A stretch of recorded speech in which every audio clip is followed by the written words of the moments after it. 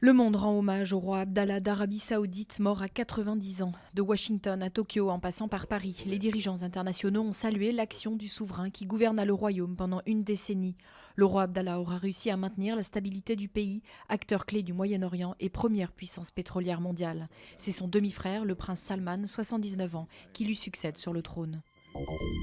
Le Japon attend dans l'angoisse. L'ultimatum du groupe État islamique qui menace d'exécuter 2 otages nippons a expiré et le gouvernement est sans signe des djihadistes. Tokyo s'active depuis mardi pour tenter de sauver la vie de ces 2 ressortissants, dont un journaliste indépendant. Leurs ravisseurs exigent une rançon de 200 millions de dollars. La Grèce en route pour les législatives. Le leader de la gauche radicale Syriza, en tête des sondages, a tenu son dernier meeting à Athènes avant le scrutin de dimanche. Alexis Tsipras s'est déjà projeté en vainqueur et prédit de grands affrontements contre l'austérité qu'il combat. Le dirigeant du parti antilibéral espagnol Podemos l'a rejoint à la tribune devant plusieurs milliers de personnes. C'était une décision attendue à l'heure du débat sur la lutte contre les djihadistes. Le Conseil constitutionnel a validé la déchéance de la nationalité française d'un franco-marocain condamné pour terrorisme.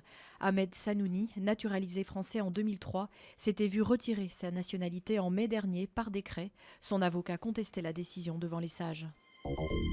Moins 3 minutes avant la fin du monde, l'aiguille de l'horloge de l'apocalypse qui symbolise depuis la fin de la Seconde Guerre mondiale les risques pesant sur l'humanité a été avancée de 2 minutes avant minuit par le bulletin des scientifiques atomiques.